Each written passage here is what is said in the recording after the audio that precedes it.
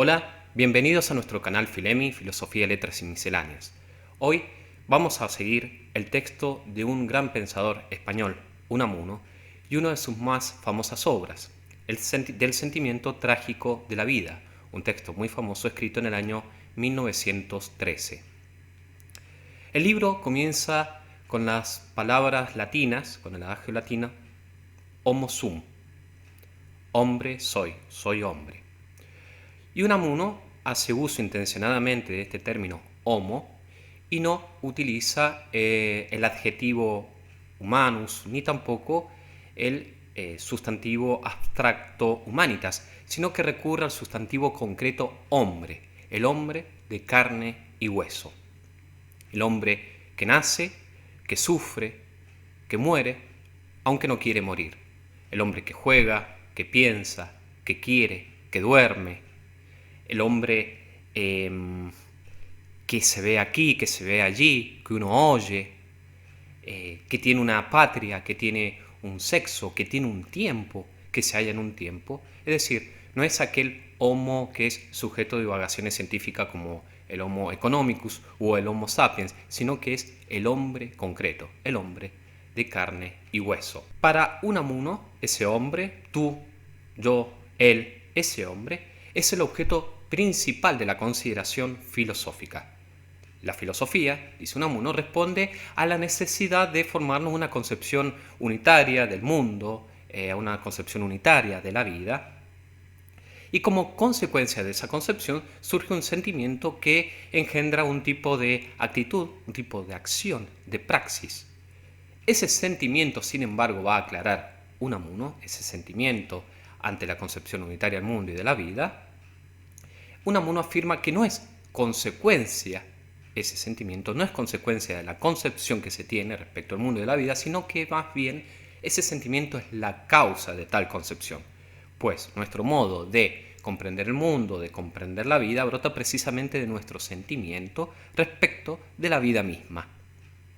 No son entonces las ideas las que nos hacen optimistas o bien pesimistas, sino que principalmente nuestro optimismo y nuestro pesimismo es el que constituye nuestras ideas.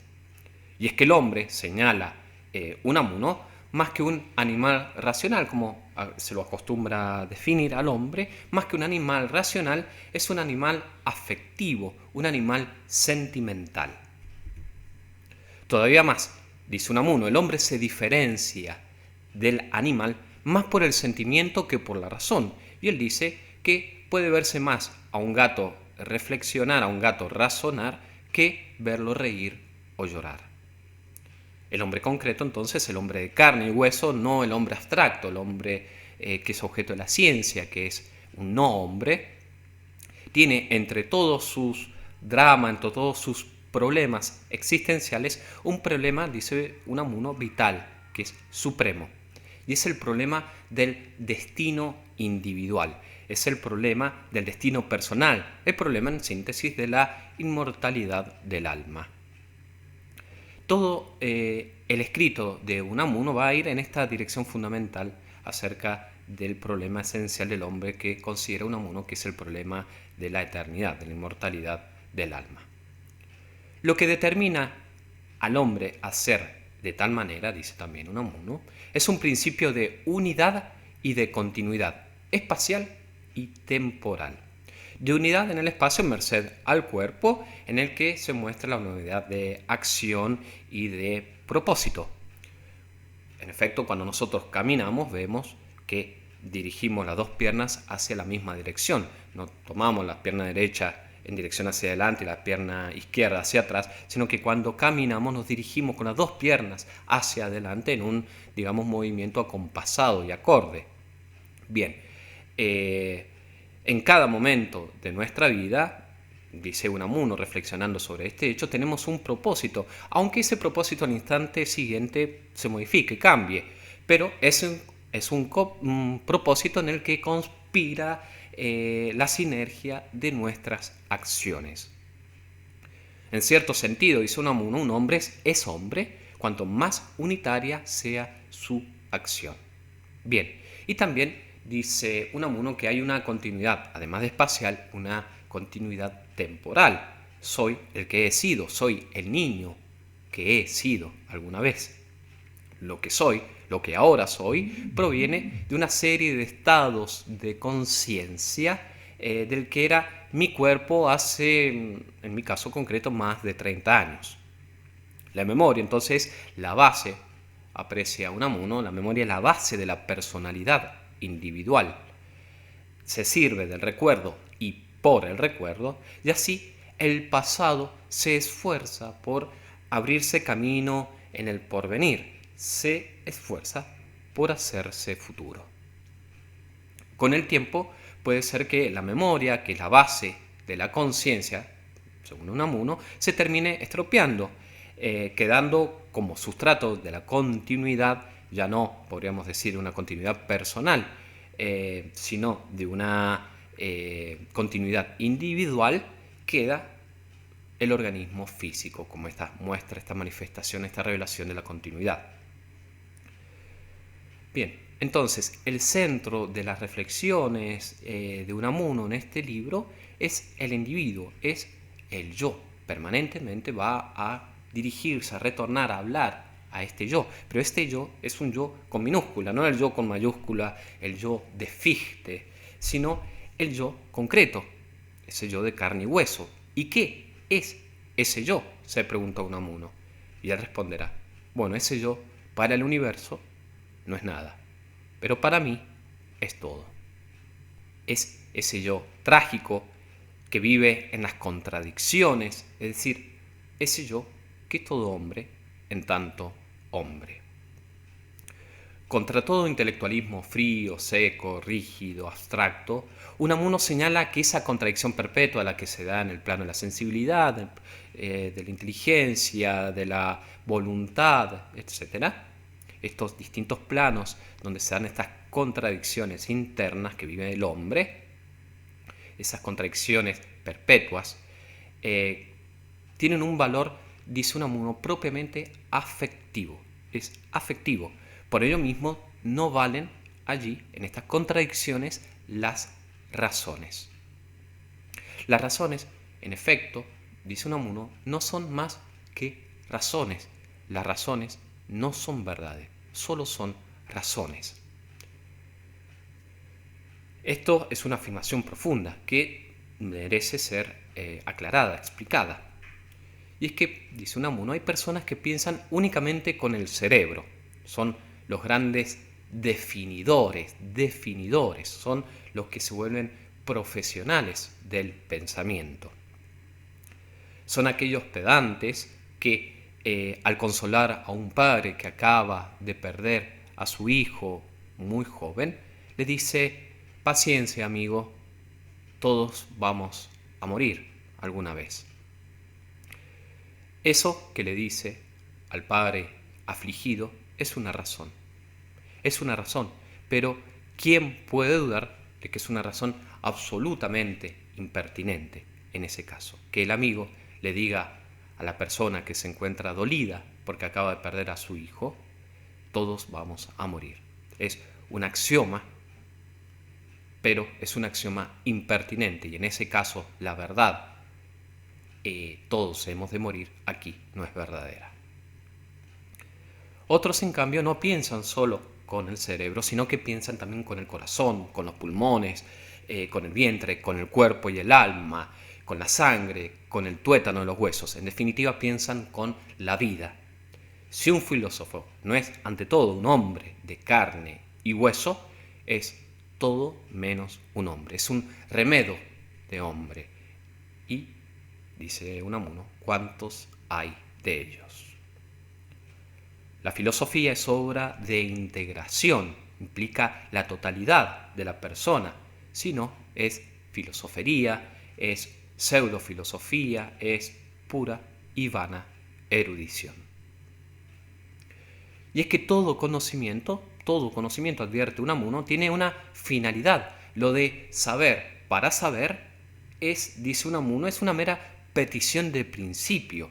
Se aprende algo, dice él, ya sea para una aplicación más o menos inmediata, o por una necesidad intelectual, de economía del pensar, de unidad de la conciencia, etc. Pero se piensa por algo, para algo.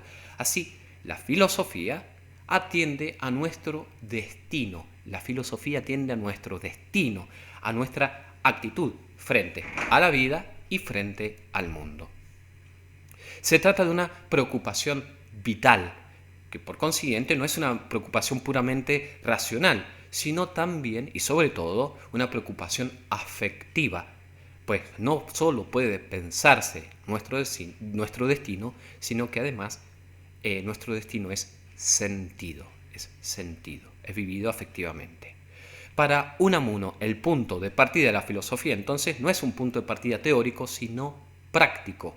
El saber siempre se endereza a la práctica.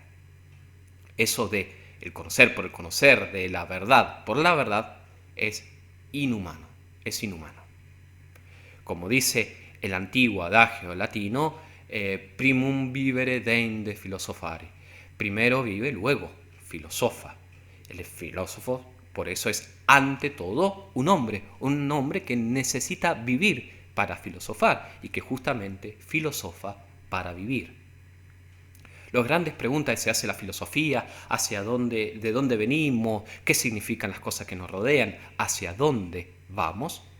En el fondo, estas interrogantes, en ellas no hay tanto el deseo de conocer el porqué de esas preguntas como el para qué. ¿Para qué? ¿De dónde venimos? ¿Y a dónde vamos? La pregunta de fondo, entiende Unamuno, que es no tanto el porqué como el para qué. Entonces, lo primitivo no es pensar. Lo primigenio, lo primitivo, lo originario es vivir. Por eso, Unamuno ve que Descartes se equivoca al declarar cogito ergo sum, pues la fórmula, entiende él que es exactamente la inversa. Sum ergo cogito, soy, existo, luego pienso. Por eso el vivir, el sentir, es más inmediato que el pensar. Por eso mejor sería decir, en lugar de la frase cartesiana, pienso, luego existo, deberíamos decir, siento, luego pienso. Siento, luego pienso, porque no hay para uno un pensamiento puro, un sentimiento desprendido de la afectividad del sentimiento. El pensar siente su pensar al pensar. Entre todos los pensamientos, aquel que constituye más que ninguno el sentimiento trágico de la vida es el pensamiento de que, aunque no quiera, me tengo que morir. Se trata de un problema capital, de un problema vital, que no es, dice Unamuno, de índole racional, no es un problema racional, pues la irresignación a la muerte, la voluntad de no morirse nunca, es un deseo de persistencia de la conciencia individual que va más allá, que trasciende la razón.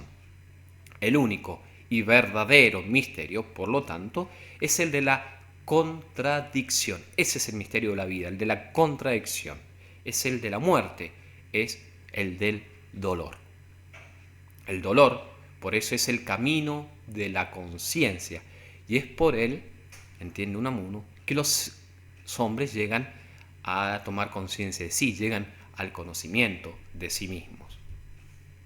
¿Cuándo puede uno tomar conciencia de sí? Cuando se diferencia de los demás, cuando se distingue del resto de las cosas.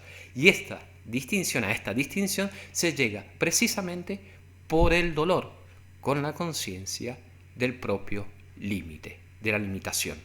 Así, uno de estos intelectualistas, o como llama Unamuno, estúpidos afectivos, vio un día a Solón, comenta en su libro Unamuno, vio un día a Solón llorando la muerte de su hijo y le dijo: ¿para qué lloras si nada de eso sirve? ¿Para qué lloras? ¿Qué sentido tiene? Y el sabio Solón le respondió: justamente lloro por eso, porque no sirve. Aquí entonces podemos ver la profunda respuesta que le da el sabio a este impertinente. En ese momento él tiene una clara conciencia, Solón tiene una clara conciencia de las cosas y una clara conciencia de sí, en la muerte. Tiene clara conciencia de la finitud y del límite. ¿Cómo puede entonces el hombre lograr esa conciencia refleja que permite el conocimiento de sí por otra vía que no sea la vía del dolor? Cuando se goza, observa uno, cuando se goza, uno se olvida de sí mismo, de que existe, pasa a lo otro que sí, se enajena y solo vuelve sobre sí, solo se en sí misma en el dolor.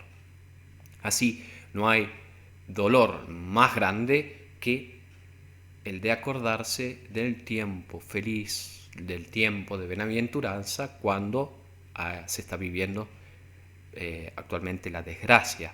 Y en cambio, esto también es curioso y lo toma en consideración Unamuno, cuando uno está viviendo placenteramente la vida, acordarse de las desgracias del pasado no le producen ningún gozo. El dolor entonces, la sustancia de la vida, es la raíz de la personalidad. Solo sufriendo se es persona. Quien nunca hubiese sufrido, quien, aunque haya sufrido poco o mucho, quien no sufre, no puede tomar conciencia de sí mismo. Por eso Unamuno escribe lo siguiente: es la congoja lo que hace que la conciencia vuelva sobre sí. El no acongojado conoce lo que hace y lo que piensa, pero no conoce de veras lo que hace y lo que piensa. Piensa, pero no piensa, y sus pensamientos son como si no fuesen suyos, ni es él tampoco de sí mismo. Y es que solo por la congoja, por la pasión de no morir nunca, se adueña de sí mismo un espíritu humano. El dolor nos une a todos, el dolor es universal, el dolor hace que el amor sea verdadero amor. El supremo placer del hombre, entiende así Unamuno, es el de acrecentar la conciencia. Por consiguiente, no es el conocer, sino que es el aprender. El aprender, pues lo conocido tiende de algún modo con el tiempo a ser olvidado. Mientras que al aprender uno está en ese momento enterándose, está adquiriendo conocimiento, está aprendiendo. Placer que justamente este de aprender va unido al de la diferenciación, al de la distinción. Pensamos para vivir. La forma de nuestro conocimiento responde a nuestra vida, dice Unamuno.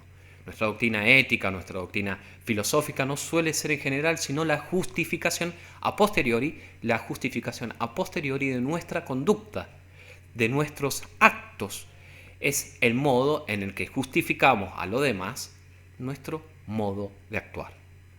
Es verdad y esto no lo va a negar Unamuno, es verdad que los razonamientos influyen en los actos humanos, pero también es verdad, y es lo que justamente él quiere subrayar en esta obra, que muchas veces, nuestros sentimientos son los que en última instancia determinan nuestras ideas.